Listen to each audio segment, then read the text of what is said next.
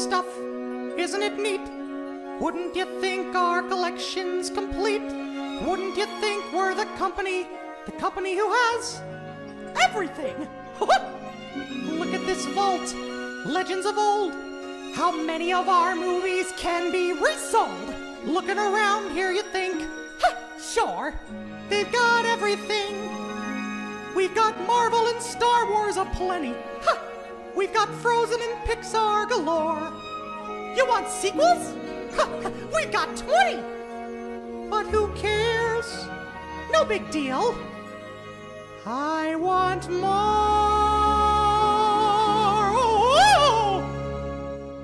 I want to be where the reboots are. I want to make some money, taking advantage of, what do you call it? Oh, nostalgia. Original ideas, you don't get too far.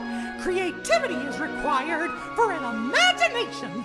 Why make things that are, what's that word again? New. This can't be stopped, our will shall be done. It's way too late, we've already won. It's going to be we who get that money will remake your world. What would we give if we could relive all of our movies? How would they pay? Spending a day to watch something bland. Betcha we can do it again later on with the Pixar movies. Lightning McQueen, live action machine, starring The Rock. We're ready to make what's already there. It might be sacred, classic tradition. To be honest, I guess we don't, what's the word, care. Our time has arrived, we're second to none. Our company truly will be number one. Our legacy. Get that money. We'll remake your world.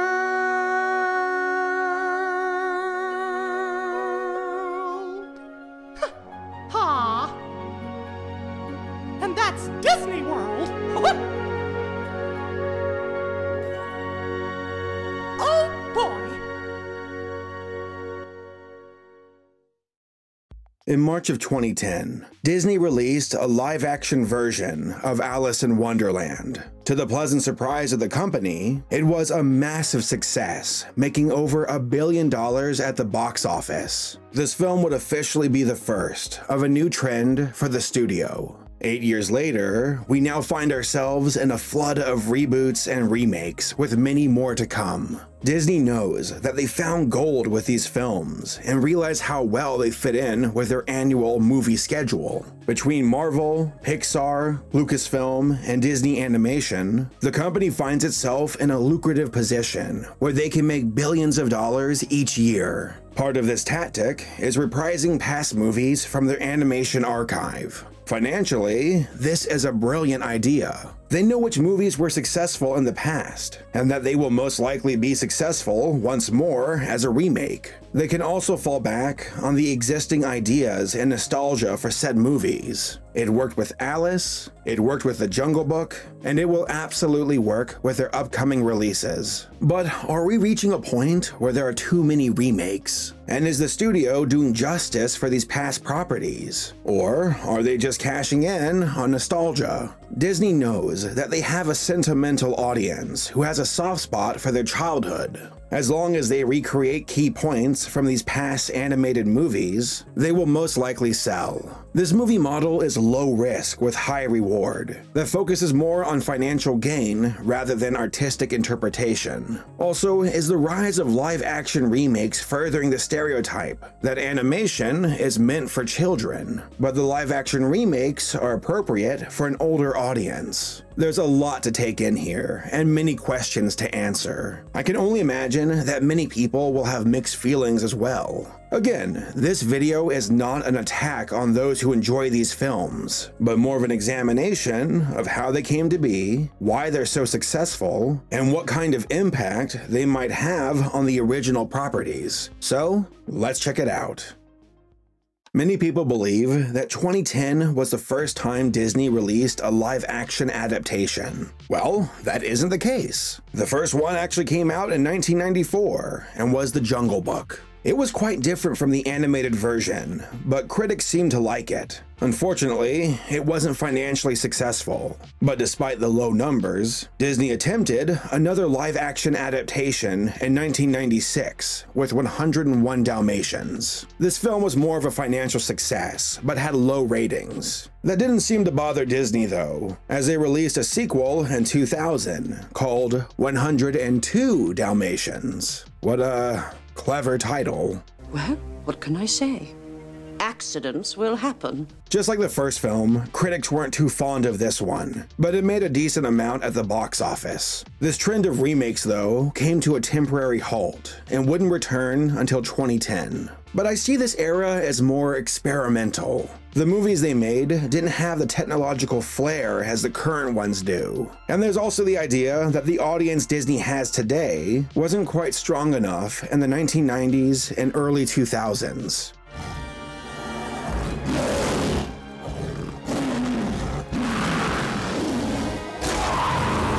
Disney went through massive changes during the 90s and early 2000s. They were kings of the animation renaissance, but eventually lost their momentum and magic.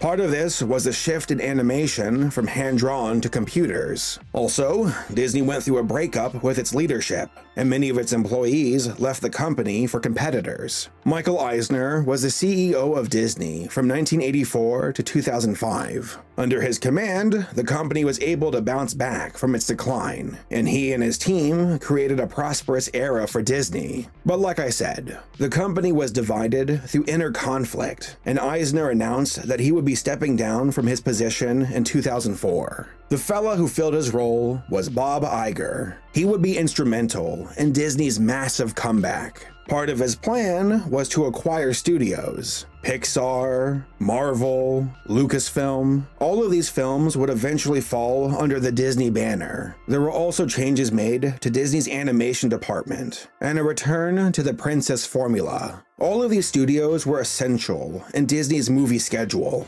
From Star Wars to the Avengers, Disney was seeing a massive increase at the box office as these movies became pillars for the company. There's actually a term for this, and it's called a tentpole film strategy. One of the pillars, though, that caught people off guard were live-action remakes and adaptations of old Disney movies, specifically ones that were animated. It would be similar to what they did in the 90s, but on a much larger scale. The guy who's in charge of all of this is Sean Bailey, as he is the president of motion picture productions at Disney. He was appointed in 2010 by Iger and led the charge with their live-action remakes. Another person who joined the fray was Alan Horn, the president of production for the films. It was his job to oversee the movie pipeline and to make sure that Disney was firing on all cylinders. Both Sean and Alan mined the Disney library for characters and stories to find things that are nostalgic and would resonate with their audience. Sean actually mentioned in an interview that they were trying to mimic Marvel's success, that they could do the same with Disney characters, to use high-profile talent and technology to connect with their audiences using old Disney characters. This also became a way for Disney to do brand deposits. This term was actually coined by Steve Jobs. Quote, "A company's brand works like a bank account. When the company does good things, such as launch a hit product or a great campaign, it makes deposits in the brand bank. When a company experiences setbacks, like an embarrassing mouse or an overpriced computer, it's making a withdrawal. When there's a healthy balance in the brand bank, customers are more willing to ride out the tough times. With a low balance, they might be more tempted to cut and run." End quote. Disney has such a large reputation with their old films that it almost guarantees that people will come and revisit them as a remake or adaptation. Something else worth mentioning is how Sean and his team dig through old Disney archives. They look for concept art. They look for deleted scenes. They look for anything that can expand the original story so they can get new ideas. Another thing Sean mentioned is asking questions about the original stories, such as, why was Maleficent evil? Why was she not invited to the party in the animated film? They actually used that logic to make their own version of the movie, and to tell a story from Maleficent's point of view. Sean knows that they walk a tricky line with these remakes, that people are attached to key moments from these films, and that those moments should be included in the remakes. He compares it to a band that plays new music, but also plays some of their old classics too. That Disney should do the same, to mirror their old films, but also add new ideas to them. The last thing worth mentioning is nostalgia. Disney knows that the kids who grew up with these classics are adults now. Adults with money, and that they are an ideal audience to aim for. Now, that's not to say they won't try to appeal to families. That's their main demographic after all. But if they can provide remakes and reboots that appeal to the nostalgia of these now grown-up kids, then sweet. They just made that much more money. Before getting to my main point, I want to do a rundown of all the Disney remakes so far. That way, it will give us an idea of what we're dealing with. For the record, if you like these movies, that's totally fine. Heck, I like a few of them myself. Well, parts of them. These are just my personal opinions, so don't let them ruin your enjoyment of the films. The first movie on our list, and the one that launched this remake trend, is Alice in Wonderland. I don't think anybody expected this film to do as well as it did, and that goes for Disney too. They probably had high hopes, but never imagined that this movie would break $1 billion at the box office. A big part of the movie's success, and this is gonna sound kind of weird, but it's due to James Cameron's Avatar in 2009. Avatar was massive, and is the highest grossing film of all time. Part of its success was the implementation of 3D graphics. Audiences loved this stuff and couldn't get enough of it. A few months after Avatar was Alice in Wonderland. I suspect that the explosive trend of 3D movies from Avatar served as a springboard for Disney, as Alice was the first major 3D release to follow its success. As in, if you liked what this movie did, then you should definitely see this one. People were hungry to see 3D movies, and that's exactly what they got with Alice in Wonderland. The movie itself was... I didn't care for it, but that's just me. And apparently everybody else liked it. It made over $1 billion at the box office, and would become the catalyst for the Disney remake trend. It's absolutely Alice. You're absolutely Alice. I'd know you anywhere. I'd know him anywhere. Next, we have Maleficent in 2014. This film is one of the few remakes that I actually like. Instead of telling the story from Princess Aurora's point of view, we see it from Maleficent, the villain from the original film. Though, let's be real here. She totally stole the show in the first movie. Fools! Idiots! Imbeciles! It was nice to see Disney actually take a different approach here. It didn't feel like a carbon copy, and actually added something new to the story. Visually, it was alright, but out of all of the remakes so far, this one is the best to me. After that, we have Cinderella in 2015. This movie was forgettable. I truly can't recall anything outstanding about the film. They included some extra stuff about Cinderella and her father, but that's really it. Oh, and Robb Stark was in this as the prince. I'm just glad he was able to enjoy his wedding this time around. I feel that I'm in the minority with this movie and how I feel about it. It has a solid rating on IMDb and Rotten Tomatoes and made over $500 million. But still, it was boring to me and is the most forgettable of the Disney remakes so far.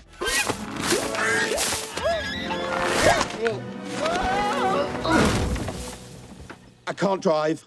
I'm a goose. After that, we have The Jungle Book in 2016. Technically, a remake of a remake. This was one of the heavy hitters and made nearly $1 billion at the box office. Also, this version of the movie was much darker than the original, featuring hyper-realistic animals. I was actually very impressed with some of the animal models. But then King Louie starts to sing, and reality sets in. Obi-Wan, I wanna be like you. This is actually one of the biggest flaws about the movie. They tried to make a serious version of the animated film, but one of the mantras for remaking these movies for Disney is to feature key nostalgic points from the originals. But that does not always go smoothly. You have this serious tone in the 2016 version, one with an intimidating villain and a terrifying jungle of animals. And then this happens and kind of ruins the vibe. Oh, how magnificent it would be! A gigantopithecus like me. The director of this movie was Jon Favreau, and he made a big splash. So much so that Disney put him in charge of doing the Lion King remake. From a logical point of view, this makes sense. The Jungle Book itself isn't that far off from The Lion King, considering the characters and the films. But I feel that the same problem that we ran into with this movie will happen in The Lion King as well. Next, we have Pete's Dragon in 2016. So I gotta be honest with you all. I never got around to watching this movie, nor the original it's based on. I tried to watch it, but I ran out of time. I don't see it as one of the heavy hitters for Disney though, and that's definitely the case financially. It only made around $140 million at the box office. This is probably the case since the original isn't nearly as popular as the other movies that have been remade so far. Critically, I've heard mixed reviews, with some people saying it was a vast improvement and others saying that it really sucked. I haven't seen it, so I can't really say. But that doesn't matter, because a certain franchise returned in 2016. That's right. Alice was back, and she was prepared for her triumphant and successful return. Ooh, well, this is awkward. Alice Through the Looking Glass was the first sequel from this age of Disney remakes. With the financial success of the original, you'd think that this movie would have made a pretty penny, but that was far from the case. It was also a critical failure. The original Alice had a lot going for it. It was able to cash in on the 3D craze during 2010, and was also able to ride the coattails of Avatar. But the 3D trend wasn't such a rarity anymore in 2016, so it didn't stand out like it did before. It flopped and made a fraction of the original total. A sobering reminder to Disney that these remakes aren't invincible, and that they could fail again.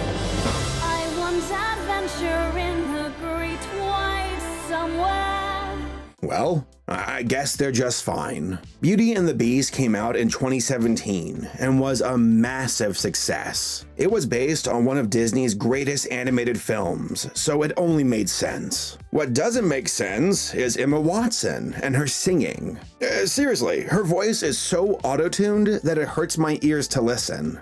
Madame Gaston, can't you just see it? Madame Gaston. I see this as the first time that Disney perfected their remake model. Trendy, popular actors, the same story with new bits here and there. But this movie hits me harder than the others for a particular reason, and that's how important the original Beauty and the Beast is to fans of animation. It was the first animated film to be nominated for Best Picture at the Oscars. I'm pleased to announce Good.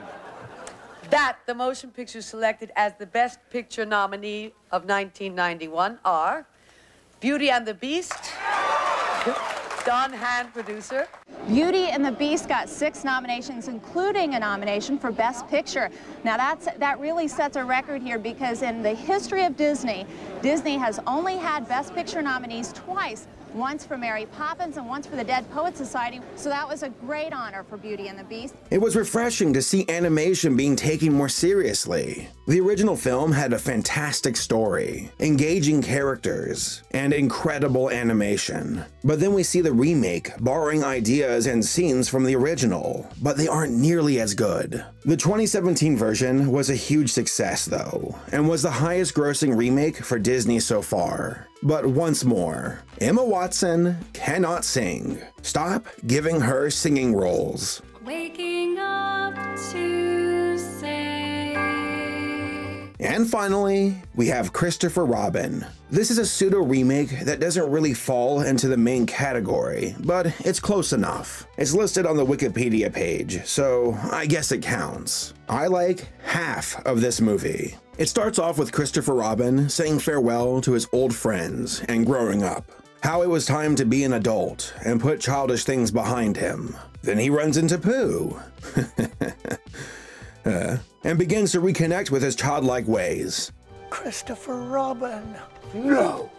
No, no, no, no, no. Just like Maleficent, this movie was different, and I can appreciate that. It was a new perspective on Obi-Wan Kenobi and his friends. The third act of the movie was a bit boring and corny for me, but leading up to it, I had fun. Not many others felt the same though, as the film only made around $200 million.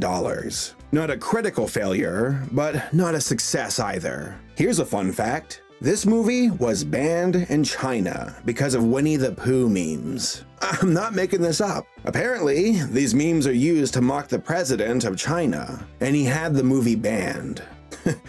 Seriously, what timeline are we living in? Christopher Robin. No. That's it for the current releases, but there are plenty on the horizon. 2019 will most likely be the biggest year for Disney and their remakes. We have a Dumbo movie by Tim Burton featuring Danny DeVito, we have an Aladdin remake that has Will Smith as the genie, and then we have a film that will most likely be the king of the remakes. Can you guess which one? Remember. Let's talk about these three films. First, Dumbo. This one probably won't be a massive success. I mean, it has Tim Burton, but that did not save Alice through the Looking Glass. But I do love me some Danny DeVito. I'm a financier. Next, Aladdin. This looks underwhelming to me. I know it's only a few seconds of footage, but I already dislike the Cave of Wonders here. The animated one looks so much better.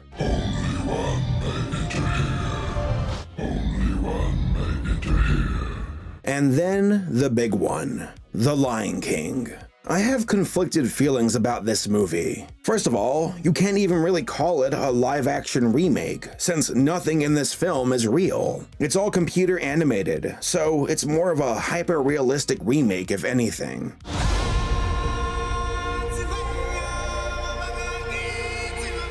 Next, you have the brand new voice cast, but they have James Earl Jones returning. Don't get me wrong, I love his voice, but this is strange to me. Why him? The other voice actors are just as good for their roles. I mean, perhaps his voice is too nostalgic to ignore. When this was first announced, I thought to myself, this just goes to prove the old show business adage, everyone is replaceable except James Earl Jones. This movie is going to be massive. The original Lion King itself was a phenomenon and almost broke $1 billion back in 1994. That's insane. So I can only imagine that the remake will make $1.5 billion, if not more. It all depends if the world goes crazy for it, which is very possible. The trailer for the movie hits a main nostalgic point with the Circle of Life, and millions of people loved it. If this feedback is any indicator, then go ahead and chalk this one up as a win.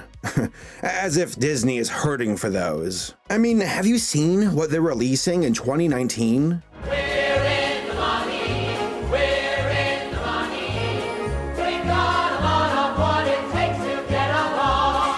Along with these main movies are a few other remakes that have been confirmed. There's Lady and the Tramp, Mulan, Maleficent 2, and Lilo and Stitch. There's also going to be a live-action Kim Possible TV movie, so that's a thing.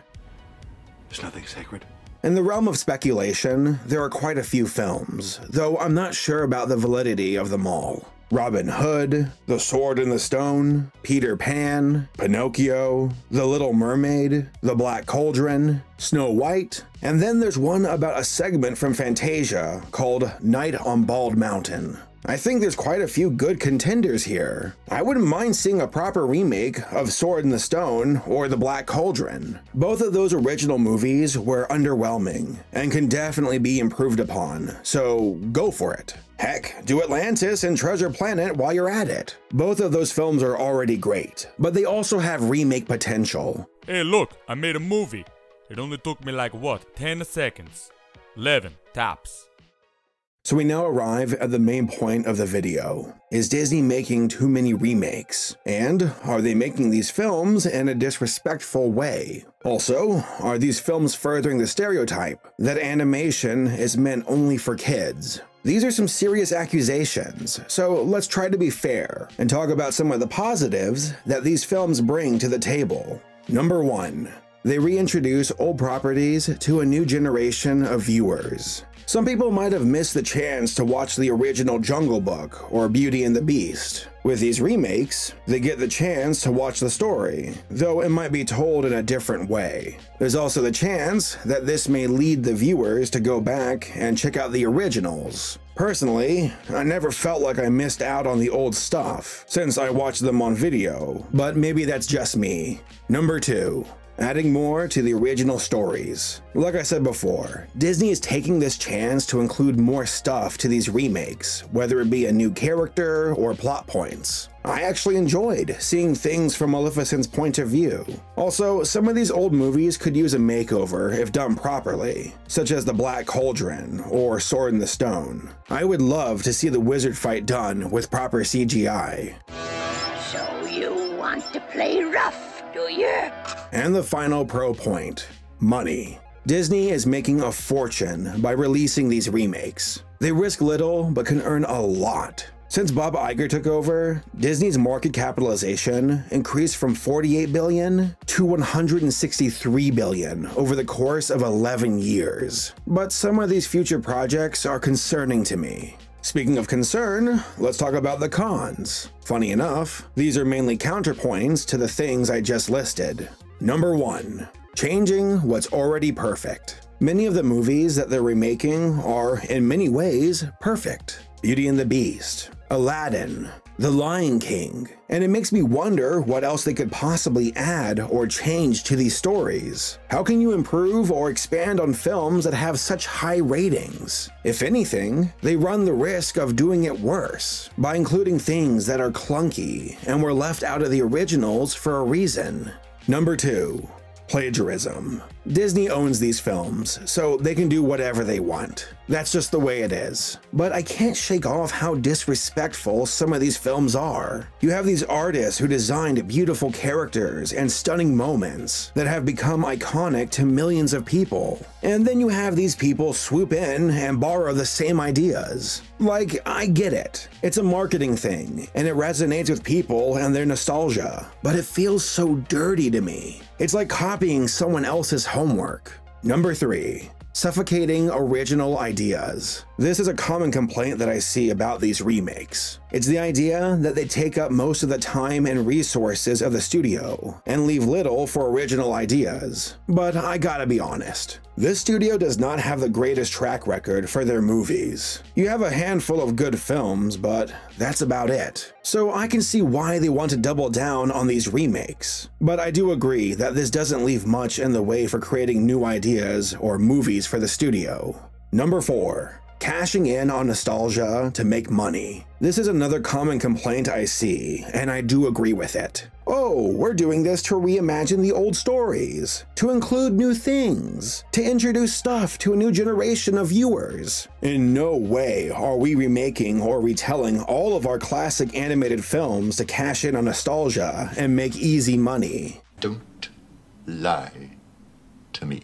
Listen, I get it. You're a company. You want to make money and keep the stockholders happy. Just don't tell me you're doing this for artistic reasons alone, 'cause you're not. You found a golden goose and you want to squeeze it for all it's worth.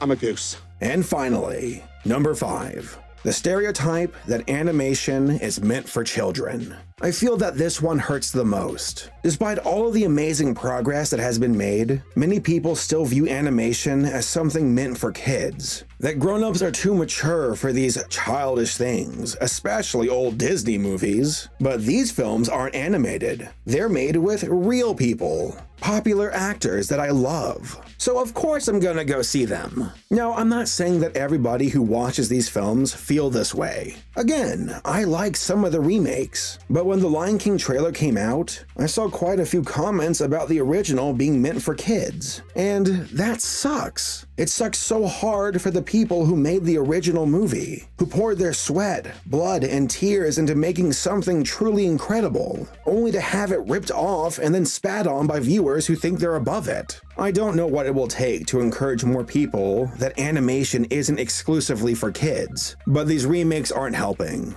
I mean, yeah, maybe some people might have their curiosity piqued and will go watch the originals, but I feel that for the majority of folks, it'll be the opposite, and that these kinds of movies will only further the stigma. At the end of the day, Disney is in a great financial place with their films. The company we knew in the early 2000s has completely evolved and is now the successful business conglomerate that it is today. They're in a position to have their greatest year yet with 2019. Every single one of their studios is releasing at least one film that will be a heavy hitter and will most likely break $1 billion each. The problem I see with their live-action film studio is that they're heavily relying on the legacy and success of past animated movies. Instead of creating new ideas, we are seeing the regurgitation of existing properties, only with a fresh coat of paint. And as long as this trend continues to be successful, we'll probably see the studio play it safe for many years to come.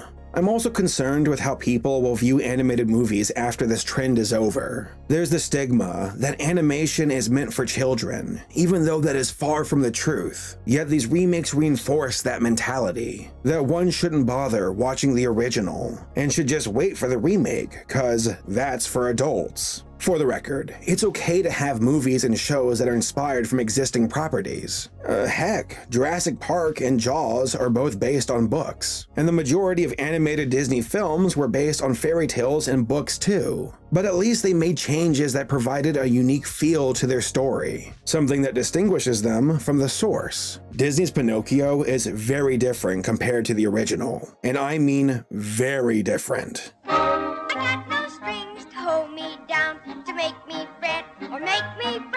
As long as these remakes can do things different or better, I'll watch them. But I don't see that happening for the majority of them. All I see is borderline plagiarism in order to make a lot of money. But who knows? Perhaps this trend will come to an end, and we'll see a new wave of original ideas. And hopefully, the legacy of these animated movies will remain intact. I suppose we'll just have to wait and see what the future holds.